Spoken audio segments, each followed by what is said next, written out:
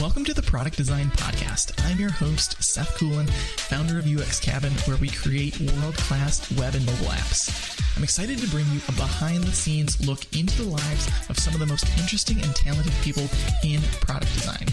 We'll get strategic advice on how they got to where they are today and things they wish they would have known earlier in their career. Hey everyone, welcome to this episode of the Product Design Podcast. Today we have Justin Zalewski with us. He is the Director of Product Strategy and Design at Studio Science. Justin, thank you for hanging out with us today. Thanks, Seth. Glad to be here. Yeah. So why don't you tell us a little bit about who you are and what you do and where you work?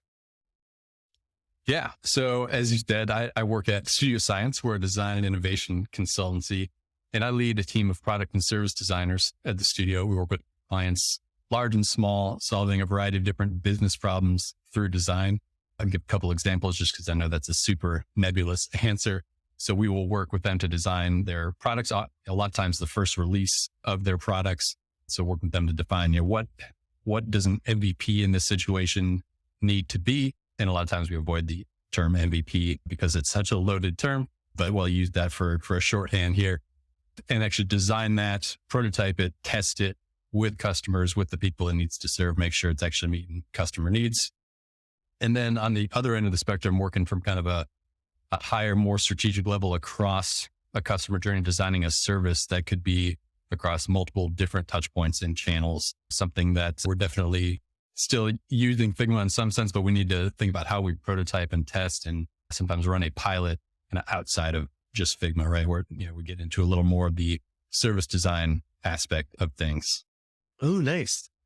Very nice. Well, maybe while we're here and while we're going to eventually get into the topic more deeply, but maybe you could kind of give us a little overview of the differentiation between product design, service design, and even UX design, if we want to just, confuse everyone here. It is confusing. I try to, whenever I talk about service design and product design and UX, I try to encourage people not to get too caught up in the labels of everything. Yeah. But I do think there's some benefit to differentiating at least the mindset of service design and product design, because there's so much overlap in the actual skills and what you're doing. But I like to contrast it this way. So with product design, where we're focusing on products, which tend to be single touch points or at least tightly packaged experiences. With service design, we're focusing on the overarching experience, which includes the experience over many different touch points and channels. So this is typically experience over time, plus what make those things possible: the people, the processes, the technology behind it all. So looking at using service design language, not just the front stage of the customer experience, but also the employee experience and all the different moving pieces behind that help to make it a reality. What I like to bring up as well about service design is that it uses design processes and skills that are already well established. So it's not really reinventing a lot of things. It's just applying these things towards services rather than products. So that's where, like I say, it's really the mindset difference that comes into play more than it's a huge difference in skill sets. I believe that most practitioners of UX design and product design today are probably already doing a lot of things that are in a service designer's tool set and already understand a lot of the underlying themes and why they're important. They're already probably co-creating with customers and whether they're stakeholders on the team. They're already into prototyping and running experiments to learn. It's really just the difference of looking at it from a service point of view rather than a product point of view. Very interesting. So it's like if there was a product where someone's customer journey started and ended exclusively within an app, you could say that is wholly, product design environment, versus if something, maybe you can give us a good example of a service design concept.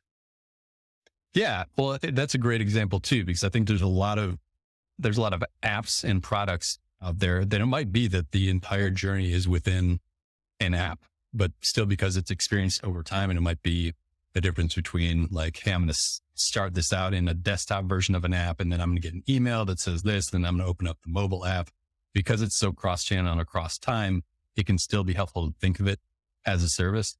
So like, obviously there are tons of product designers that work at companies like, Airbnb or DocuSign or whatever it is. And these are great products. They're apps, right? But they're also services, right? They're happening over time across the journey. There's lots of different factors in play. And so if you were to think very narrowly with a touch point focus of like, I'm just going to work on this mobile app, right? You might be missing pieces of the experience and some important context that the users have, where if you just kind of broaden your lens a little bit with a service design approach, you can really take into account a lot of the different factors that the users and the customers are going through in their journey that can help you to be a better designer. Nice. Very cool. Well, we'll get into that more as we go a little bit deeper into the episode, but maybe you can kind of start us off with your origin story of how you got into product design, service design as a whole from the beginning. Yeah. So my journey started in the world of graphic design. I went to school for graphic design and graduated with a degree in that. And then I just kind of naturally gravitated towards web design. Since I already knew how to code, it's something that's always interested me. And so that's bringing together design and development in that way just ended up being a good kind of natural fit for my skill set and what I was passionate about. And so through that, I found that I was much better at the visual communication and the user experience side of things than I was at the expressive side of graphic design. Mm-hmm. And so that just pushed me further in that direction. And so through the web design work, I ended up, almost accidentally getting exposed to more product design work just because there's a lot of UX overlap in that world. And so I got a taste where I was like, this is what I want to do, like getting to design software products and all these different fun, like considerations and what ifs that happen and just the control and the impact you can have on the experience of a user. I'd never, had to consider things in that extent before. And so once I got a taste for that, I immediately started to seek out other contract opportunities where I could help new entrepreneurs design their software products and just get more and more experience doing that. So I was working in an in-house role at the time, and that was bringing me a lot of good experience as well, but it wasn't bringing me the kinds of product design experience that I was really eager for. So that's what really drove me to build up my own freelance business on the side, where I started working more and more with clients that needed Nice. product design. And so that was kind of a driving force in that. And that was actually how I got connected with Studio Science. I actually did work on a contract standpoint to kind of like build the relationship first. And it ended up blossoming into a full-time relationship. Nice. Very cool. Yeah. So you said that you already knew how to code. So it seemed to kind of push you in the right direction. Where and how did you learn to code? Yeah, I was fortunate enough to get exposed to it in high school. We had a little, just your entry level kind of stuff. And then my dad, for whatever reason, I can't remember why, because he never learned code, but was interested enough in it. Maybe he read somewhere that this was going to be like the skill to have for future kids. And so he brought home a book on HTML4 at the Nice. time that me and my brother dug into and, learned how to make basic websites. And, we just thought it was super cool and we nerded out on it. So I had a little bit of background there. And then it came back up into play in college as we were trying to figure out like, all right, we can design these things, but how do you make it a reality? Like, how do you put it on the internet and make it look the way you want it to look? And so it was, with some of my perfectionist tendencies, it was very satisfying to get something to look exactly how it needed to look, especially in the, 2007 version of the web, where browser support was a little more Wild West than it is today. It was a fun challenge to figure out how to resolve all those kinds of things. That's awesome. Yeah, those are fun days. Were you coding in like Dreamweaver back then? Oh, yeah. Nice. It was, yeah, I had no idea there were even any other options other than Dreamweaver back then. I was like, yeah, this is what people do that do this, right? Yes, exactly. I remember I was using Dreamweaver and I was like, okay, good. I'm set. I got Dreamweaver. Like, I just need to learn this, like really, really good. And then I remember like kind of hanging out with some friends who were like kind of in the space as well. And that friend was starting to use Sublime, like text editor. and he was like making fun of me for using Dreamweaver. I was like, what? There's something else out there? Like Dreamweaver is like the best. You get the preview like right there in your thing. Like, why would I use I this know. text editor? But I know. I still remember how eye-opening it was when you figure out like there's this whole stigma that real developers have about Dreamweaver. And I'm like, oh no, I'm so embarrassed. But yeah. But yeah, and my mind was open to, you know, multiple cursors and all of those like shortcuts and hacks you can do. And I was like, okay, this is the way. Yes, exactly. Cool. Well, yeah. Well, how did you, you know, as you were getting into college, how did you know that you wanted to go into graphic design? Yeah, it took me a while to figure that out. And in hindsight, this should have been another obvious hint to me that I was a little more meant for the UX and product design world, but I nearly went into psychology. I was just always interested in how people perceive things, how people think, and especially always wanting to like create experiences for people and designing things visually, and visual communication really fit that need for me really specifically. So as I kind of navigate and bounce between, you know, when I was a kid, I wanted to design video games. Right. And then I think that same kind of theme of you want to create a scaffold for an experience for people to have, right, kind of carries through into, you want to design how people absorb information, how people use a digital tool. It's all kind of the same thread. So I just learned about more what graphic design was, and that it's more than just creating cool posters and logos. And it's really about creating hierarchy and, you know, creating meaning and information. That really got me hooked. And I'm so glad I did, because who knows, maybe I would have never found my way to product design without it.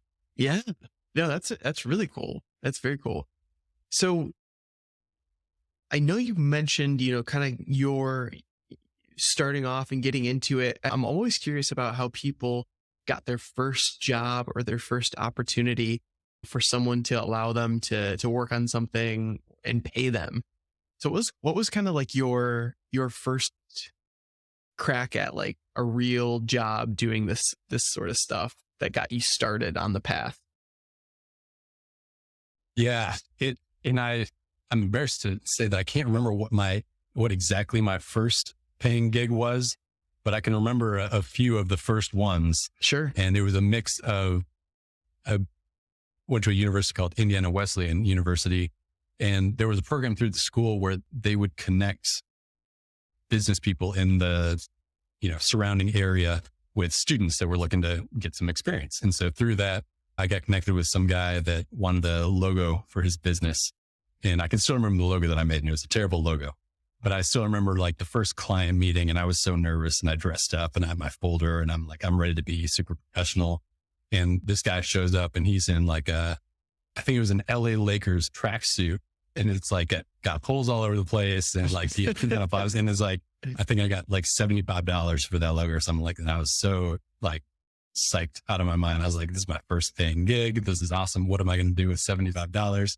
But just those starter jobs like that helped me build a little bit of experience, a little bit of confidence doing that, where I could then put together a website of, you know, here are other pieces of work I've done. I've worked for clients before. I can do these kinds of work. You know, you mix in some things that clients maybe didn't pay you to do, but you did on your own, just show your own skill set. And then with that, what actually helped me build more connections, more than anything, I think, was Twitter.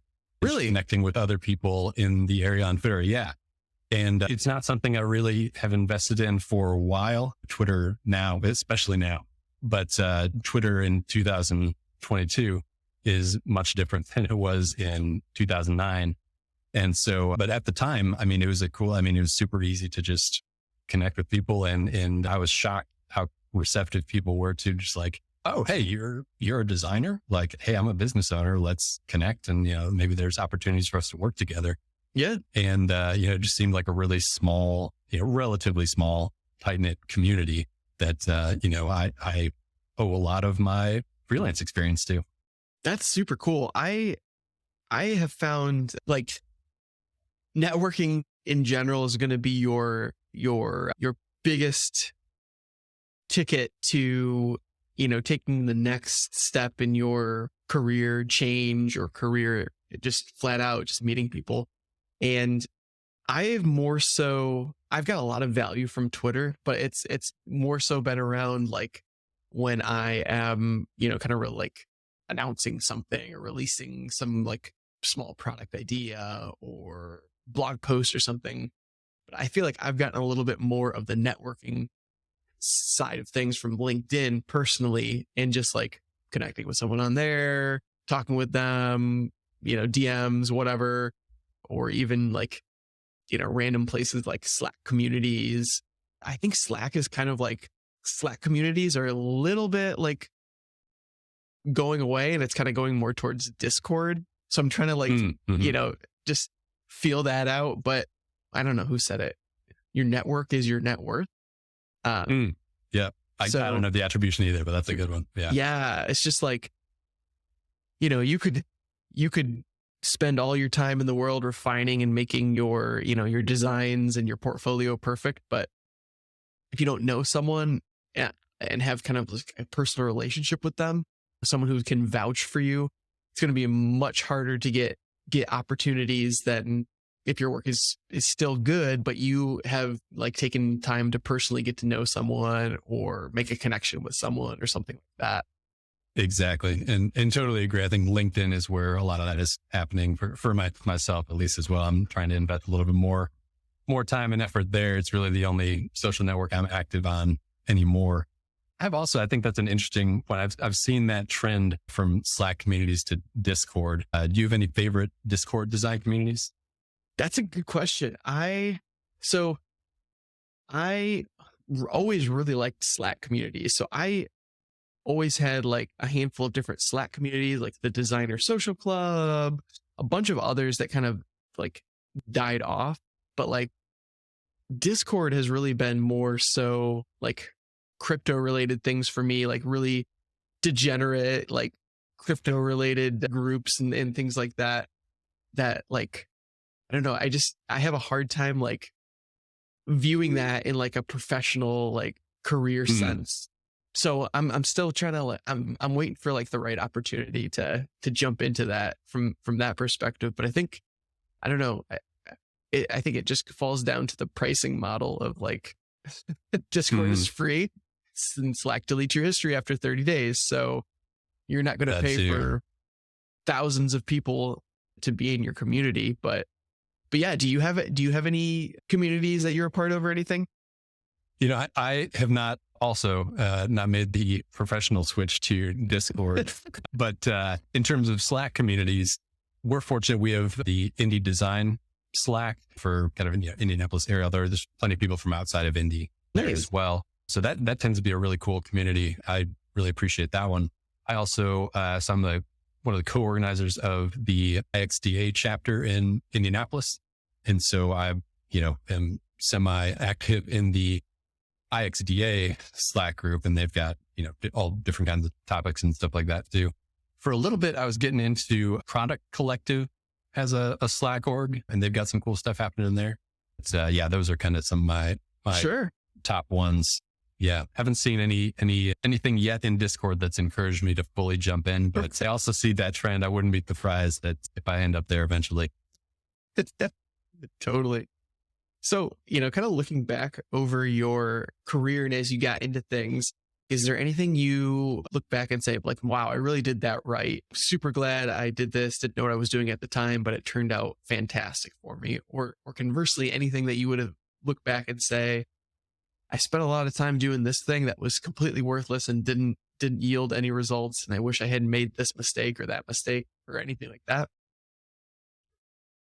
Yeah, I think I can kind of connect the two. There's kind of this double-edged sword of when I first moved down to Indy. I'm from the Detroit area originally, a small suburb outside of Detroit. And when I first moved down here, like I said, I was working at an in-house role and super thankful for the role, but really wanted to get more product design experience outside of that. And so I think that, the best thing that I did was to be proactive and to start to build up a freelance business outside of that rather than, be constrained by the kinds of work I can do 9 to 5.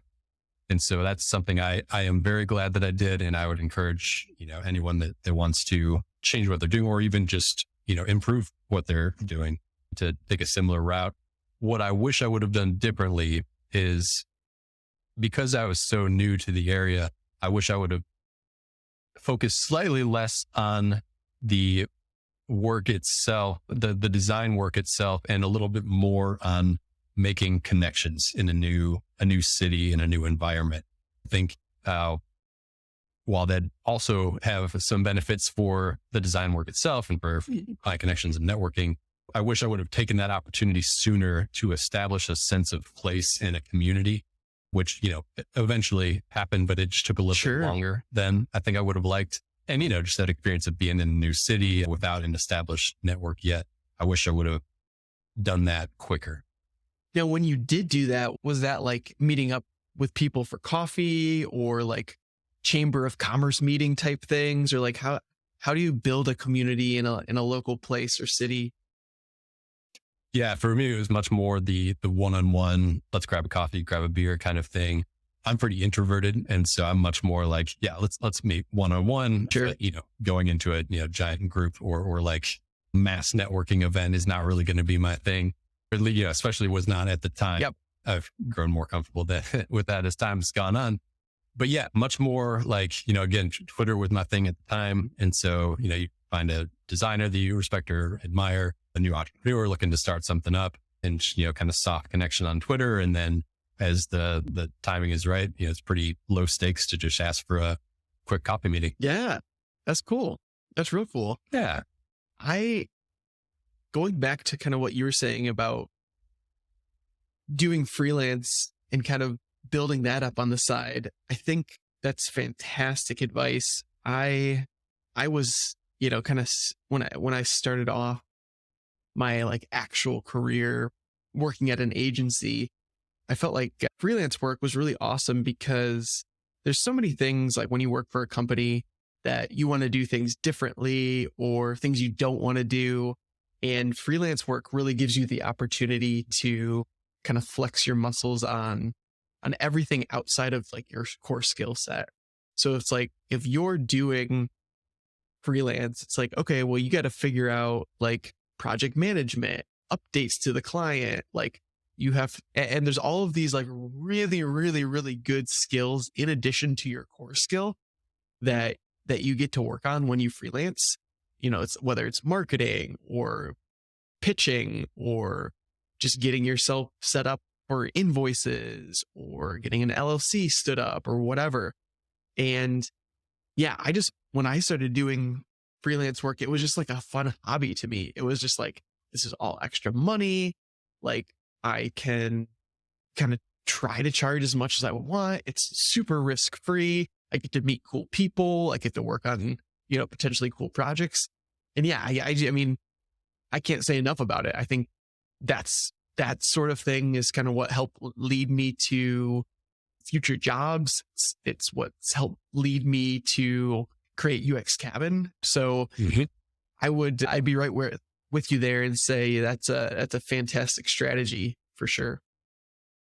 Yeah, 100%. I'm glad you mentioned that. I mean, just understanding some of the business aspect of it and, how the work that you do relates to the value that a client is willing to pay for, and kind of understanding that relationship, I think does wonders for just how you carry yourself, how you value your own time. Whether or not you continue to do freelance or not, I think it just does wonders for how you think about your profession. Yeah. Did you ever read, this was really influential to me when I was first starting out as a freelancer, did you read Design as a Job by Mike Monteiro? No, I didn't. It's a good one. It's one of the A Book Apart series. Okay. Which I think when I read it, they had, like 5 or 6 books or something, and they've got like hundreds now. So they've got a good collection. I've never read a bad book in that collection, but anyways, that particular book did a lot to especially articulate well some of the themes that are really, I think, important to understand when you're not just running your own freelance business, but thinking about yourself as a professional, as a designer, and how you carry yourself, how you manage your time, how you consult and have integrity with clients. Highly recommend anybody to check that out. Nice. Yeah. We'll have to link that up in the in the show notes for sure. And I mean, even in like just the ups and downs of the economy, I think it's never bad to kind of have a decent grasp on how much you could either turn up or turn down your freelance work as needed. And like, yeah, I don't know. It's maybe you're struggling to find a job, right? No one is stopping you from doing freelance work. No, there's tons of small Unless you have a business. non-compete. Yeah, right. Yeah, unless you have a non-compete. But yeah, if it's more so just the barrier of doing work, like there's tons of small businesses that aren't going to pay agencies to let them do work that you might be able to find work for. And everyone has a crazy uncle who wants to, build some business, right? Like this is a great opportunity for you to cut your teeth on some work like that. But yeah, related to that of being opportunistic, right? I think one of the other things that I learned that I tend to give as advice for anybody looking to break into the UX space or just get more experience, because it can be hard to find clients where it's exactly the right kind of work that you want to do. Right. It's an ideal situation where it's it's going to be a really great portfolio piece or whatever the case might be. One of the things that I've had success with and found valuable is to deliver beyond what you're asked for. And I think you could take that two ways. And I think they're both true. Deliver beyond in terms of the quality that's expected, but even more in the opportunistic way, I'd say, if you're looking to do more product design work, or let's say you're really interested in like, I want to be known to build the best, most robust, most thoughtful design systems out there. And you're getting hired for product design work, but nobody wants a design system, like why not include one anyways? Right. Why not design it? What's the client have to be mad about if you deliver what they ask you to deliver, don't charge them any extra, and also provide this other thing, it's a great experience for you. And, it's a win-win for the client. yeah, no, that's cool. Because I think no matter what, even like if you're on a team or if you're an independent person, like there's going to be something that you want to own as like something that you're really good at, that you kind of have your like crown jewel of like, this is my thing. And for some people, maybe that's motion design, maybe it's design systems, maybe it's project management, organization, like whatever it is. Be thinking of what is your superpower? What is your secret sauce that people look to you, bring you in because no one else wants to do it, or because no one else can do it as good as you. And there's like probably an endless amount of these things that you can look internally and say like, what am I good at? What do I not mind doing? What am I energized by? Maybe it's prototyping. Maybe it's giving really good, team updates or client updates. But I think whatever it is, you can also, you kind of use that to over deliver, as projects come across your plate and as new projects come across your company's eyes. Yeah, exactly. I know for me, and I'm curious if you've found the same thing, but I don't think I really realized some of those things of what my superpower or secret sauce was until I worked more with other people and other designers. Yeah. I could kind of see like, oh, here are these things that other people are doing differently. Here are some things that they're better at than me. And then like, oh, it turns out I'm actually pretty good at this thing that, not a lot of people are. So I think just getting that perspective from your community, people that can see your blind spots, in both a positive and negative way, can be super helpful. Absolutely. Absolutely. I think that level of self-awareness comes in time and comes after a lot of working with people. But then I think even more so as you get more into your career, you start to see not just your own, but other people's. And, to some degree, that's when you get into either like team lead or management space where you can kind of speak into their lives and say like, hey, this is how you could elevate yourself over here. Or I notice you're really good at this. Let's, focus you as much as we can over here because I know how good you are at this. And yeah, I would be curious to kind of, you to give a little bit more of the history of how you said you got started at Studio Science and then kind of how you climbed the ranks once you got in there? Yeah. So I want to first know that I am very fortunate, and there's a lot of luck involved in the timing of it. So I joined Studio Science right before a period of growth at the studio.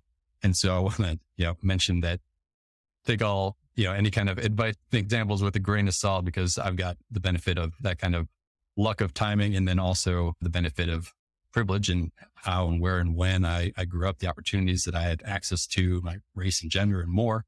All that said, and all those kinds of like lucky timing disclaimers remind me of Bo Burnham, the comedian. Yeah. So I remember somebody asked him for advice once on how to be successful in the industry. And he said that would be, if he were to give them advice, that would be like a lottery winner telling people to liquidate their assets and buy a bunch of lottery. That like will work for me is not necessarily going to work for you. Yeah. It's so much about luck.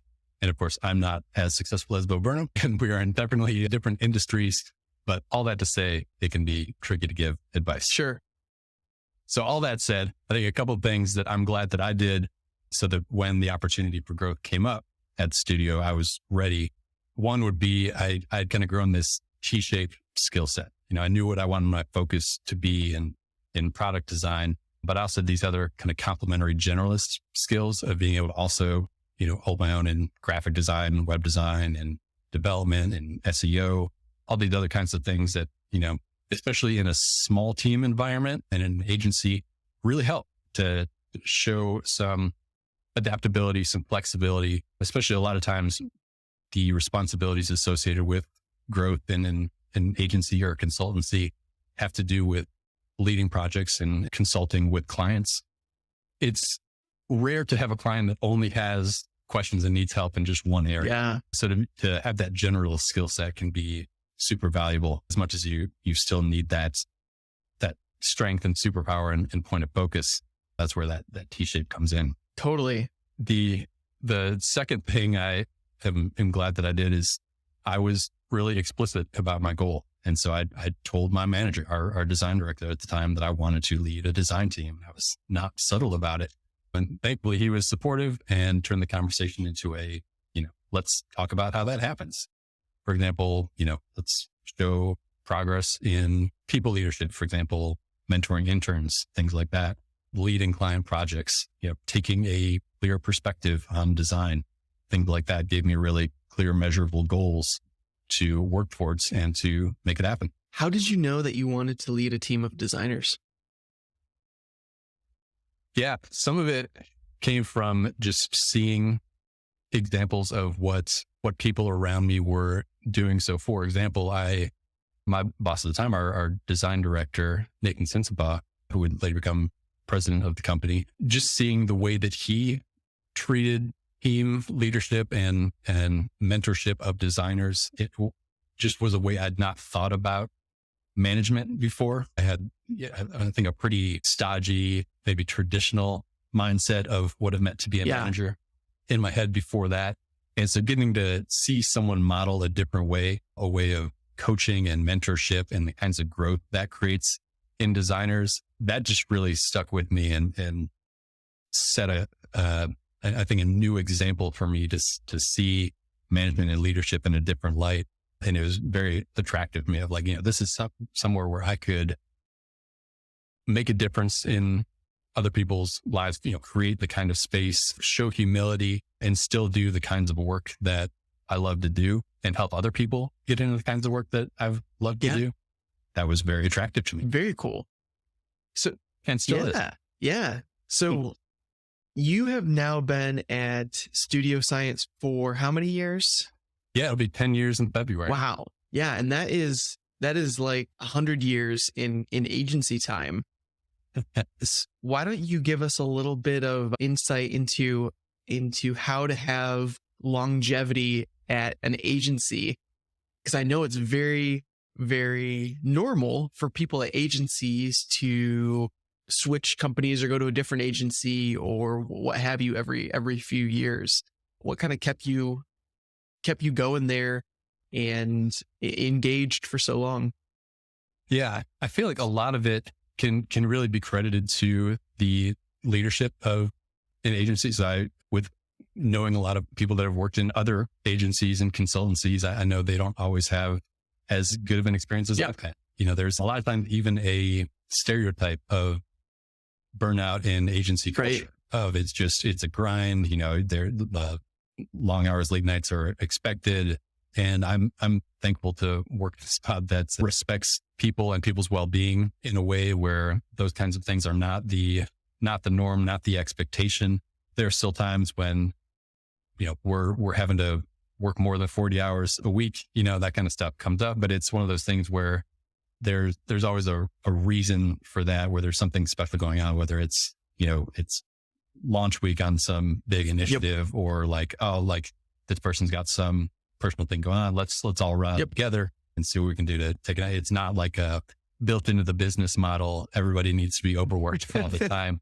So I think, when you see an agency that has longer tenure, I think you really got to give a lot of credit to the folks in leadership, and especially, at the highest levels of leadership at the consultancy. So I'm really glad for our exec team over the years, and their perspective on things.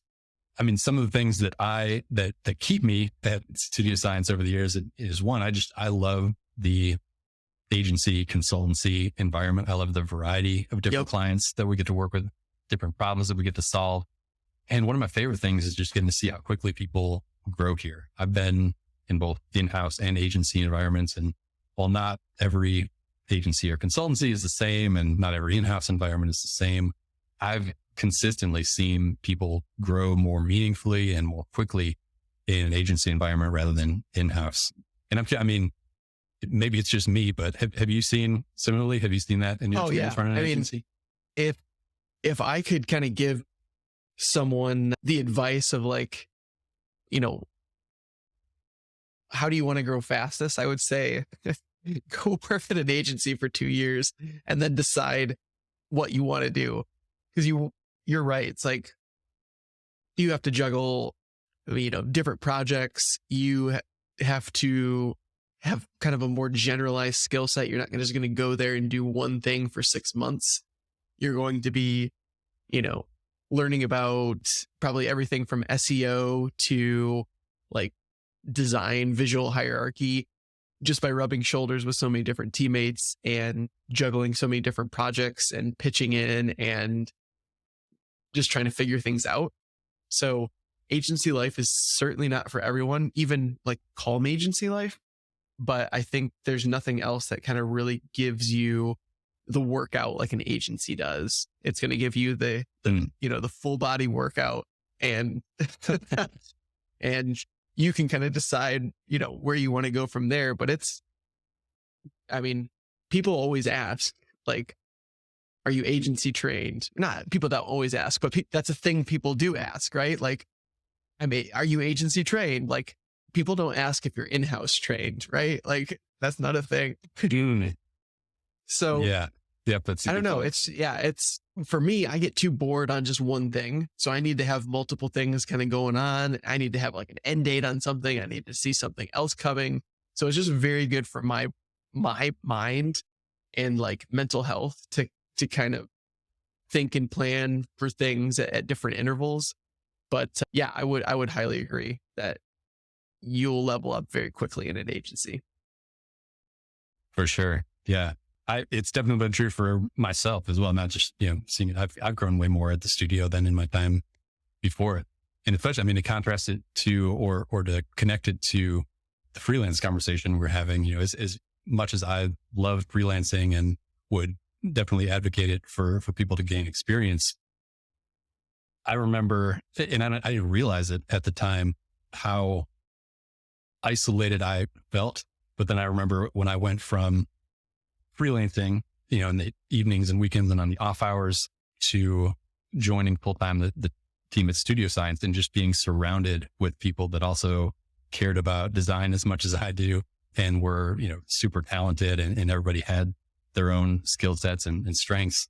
What a breath of fresh air that was. And I hadn't hit me until then, how much I had been, I think, mourning that loss of creative community that I had lost after college. Yeah. Whereas, it's not like there was none, but it was definitely less. And then to get that back in full and joining studio was so nourish, Yeah, you know? that's really cool. And I think agencies are also easier to get jobs at. And this is just my perception, right? Because like agencies always have either too much work or not enough work. And if they have too much work, they want to know who, like, they want to have people that they've been talking to or having interviews with, or contractors that they can, bring onto the team and use for projects and what have you. So like, if you want to do the freelance thing, or even if you want to break into agency work, I think it's very, very low barrier to entry just to reach out to other agencies and be like, hey, you ever want freelance work or overflow work? I'm available. I do this really, really well. I do this specific skill set really, really well. And then probably sometime in the next 6 months, they're going to remember you or remember that conversation. And it's very easy to bring someone on as a contractor versus like full time. So people do that a lot. They'll reach out to UX Cabin, and from time to time that works really great. And when I was a freelancer, I did that and got some really nice, contracts from different agencies.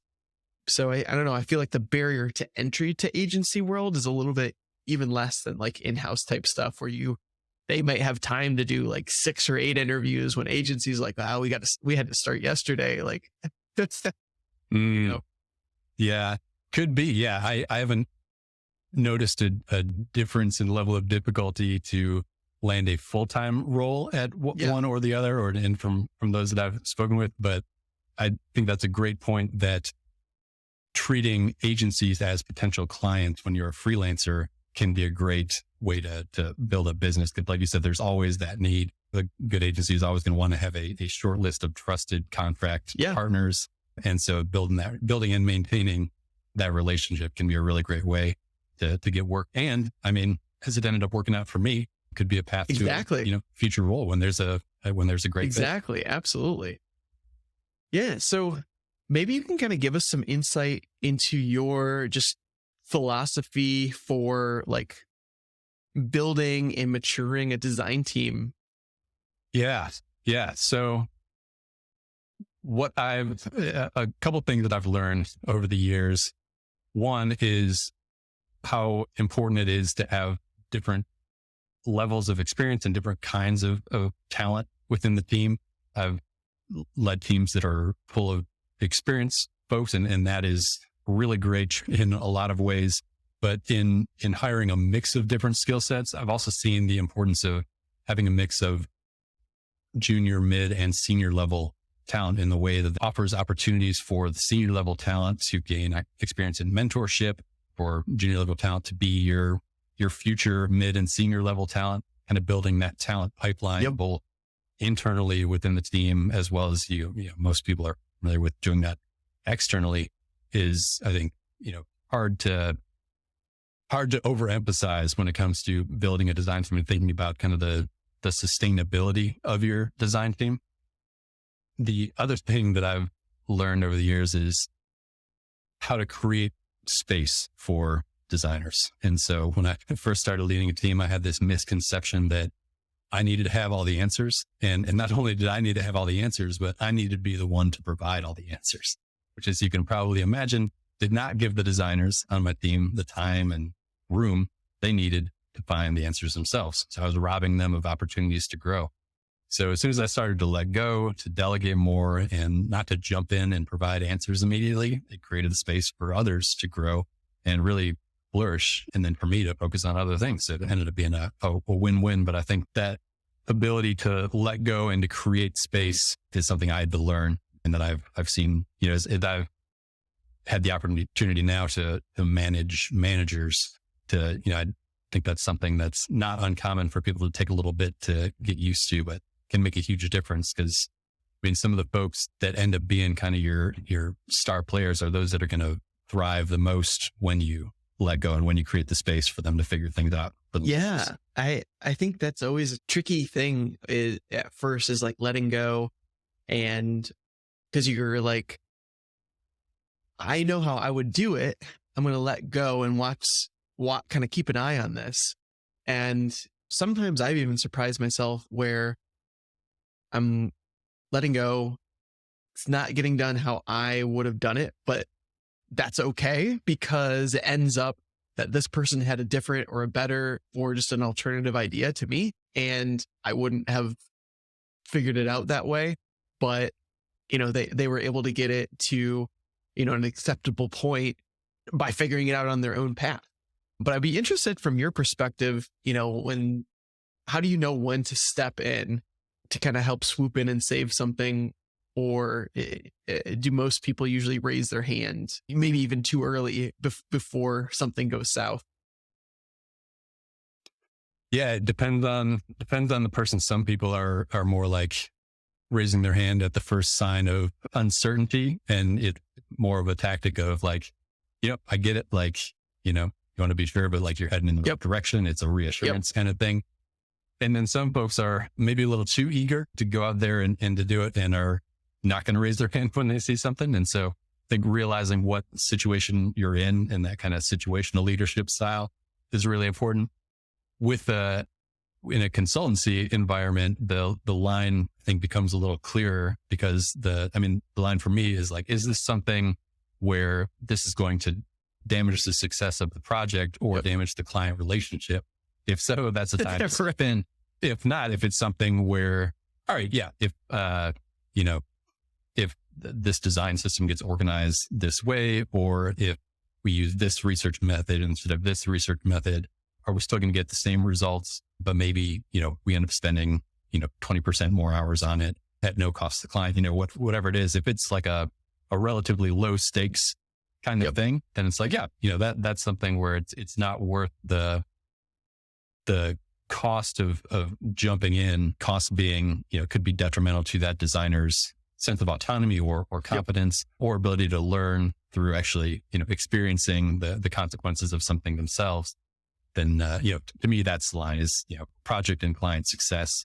I'd be curious for those in in-house roles, how they draw that line. Yeah. I think that's one of the benefits to a consultancy is, there's a pretty clear line of what you can risk and what you can't. Right. It's not an option to put the client's success at risk. Yeah, no, that's a great point. No, I wonder, and I think it's different for in-house. I tend to think that in-house has a little bit more play with, the politics and the hierarchy of things as to how things go. And obviously that's very dependent on how big the organization and whatnot.